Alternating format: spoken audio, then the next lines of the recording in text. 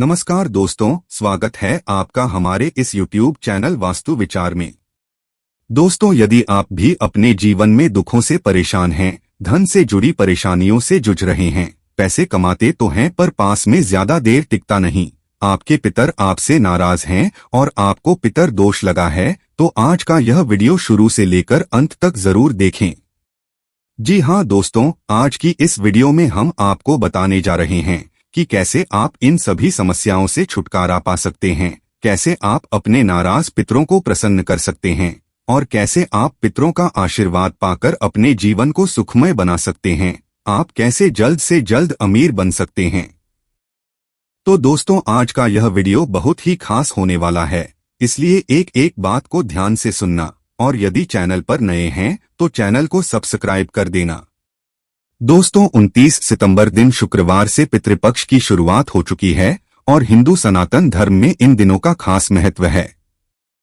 पितृपक्ष में पितरों की आराधना और श्राद्ध कर्म किए जाते हैं और ऐसा करने से पितरों का आशीर्वाद प्राप्त होता है और पितृदोष से मुक्ति भी मिलती है। वैसे तो सच्ची श्रद्धा और समर्पण का भाव होने से पितृ प्रसन्न होते हैं, लेकिन हर दिन कुछ बातों का अगर ध्यान रखेंगे तो जीवन में सुख शांति का मार्ग प्रशस्त होगा और पितृदोष से आपको मुक्ति मिलेगी। तो आइए जानते हैं पितृपक्ष में ऐसे कौन कौन से काम हैं जिनके करने से जीवन में तरक्की होगी और पितरों का आशीर्वाद प्राप्त होगा।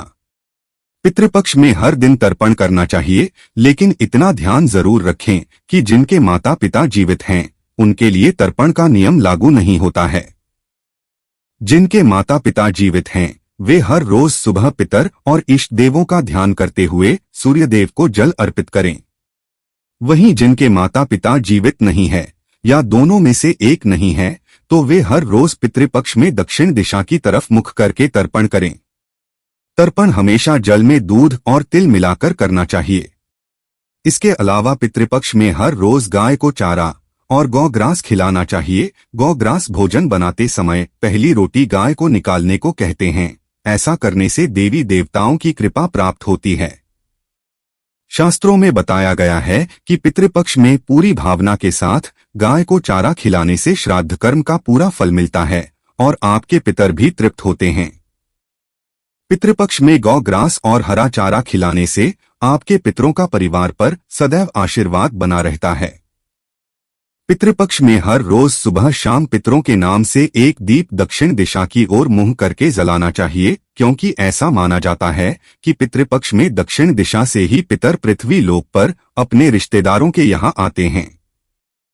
साथ ही जिस दिन पितरों का श्राद्ध कर्म कर रहे हैं उस दिन दक्षिण दिशा की ओर मुख करके अपने पितरों का आह्वान करते हैं।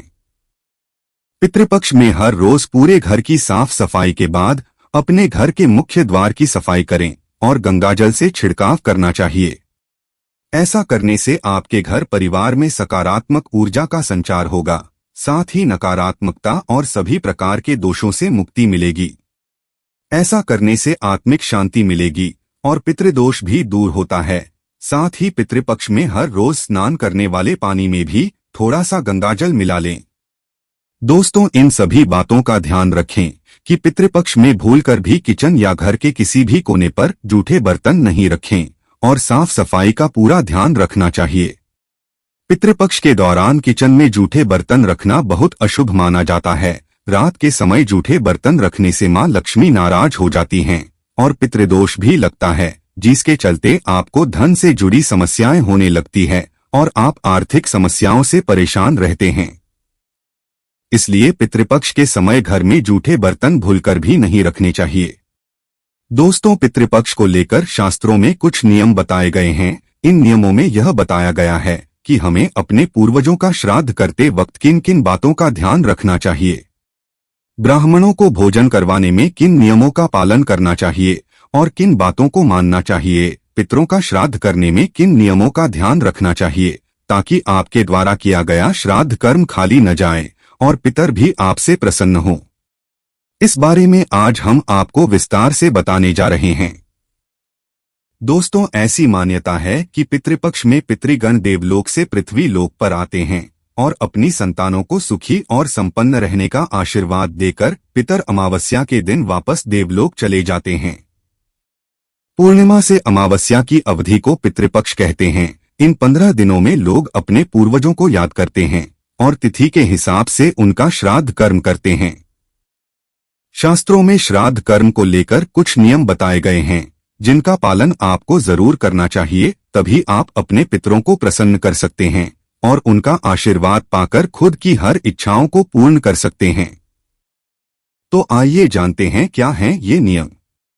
दोस्तों, श्राद्ध कर्म में गाय का घी, दूध या दही काम में लेना चाहिए। यह ध्यान रखें कि गाय को बच्चा हुए 10 दिन से अधिक हो चुके हैं। 10 दिन के अंदर बछड़े को जन्म देने वाली गाय के दूध का उपयोग श्राद्ध कर्म में नहीं करना चाहिए।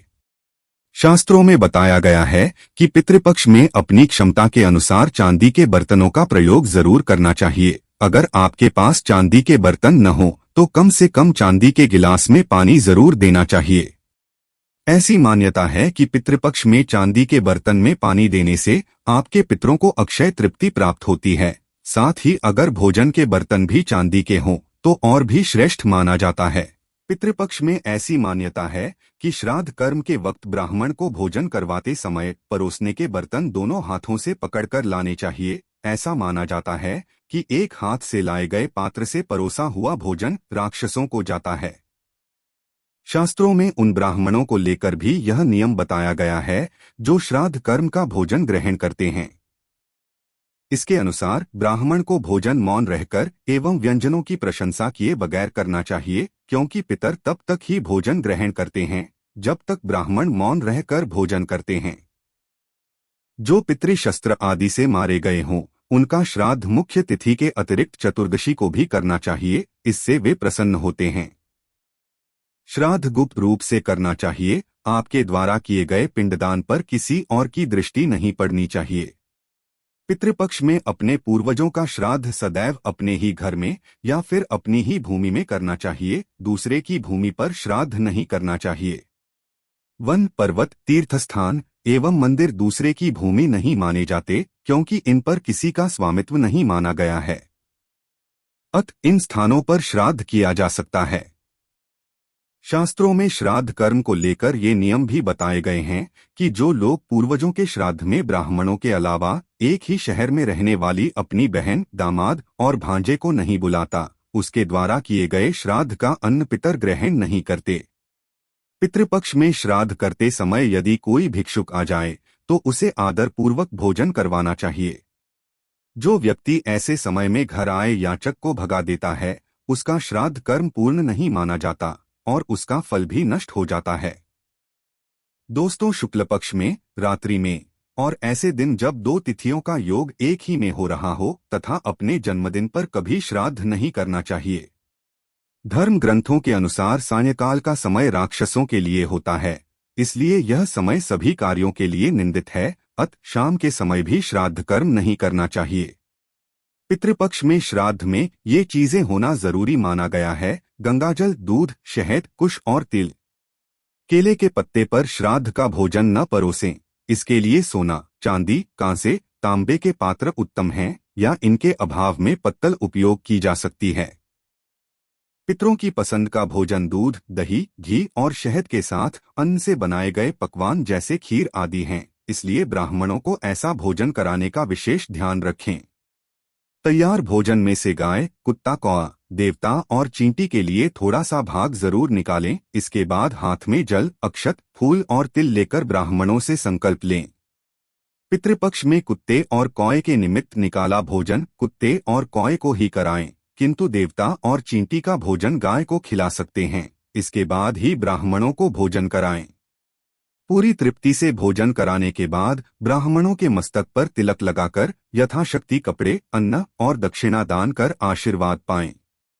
ब्राह्मणों को भोजन कराने के बाद घर के द्वार तक पूरे सम्मान के साथ विदा करके आएं, क्योंकि ऐसा माना जाता है कि ब्राह्मणों के साथ साथ पितर लोग भी चलते हैं। इसके अलावा यह भी ख्याल रखें कि ब्राह्मणों के भोजन के बाद ही अपने परिजनों, दोस्तों और रिश्तेदारों को भोजन कराएं।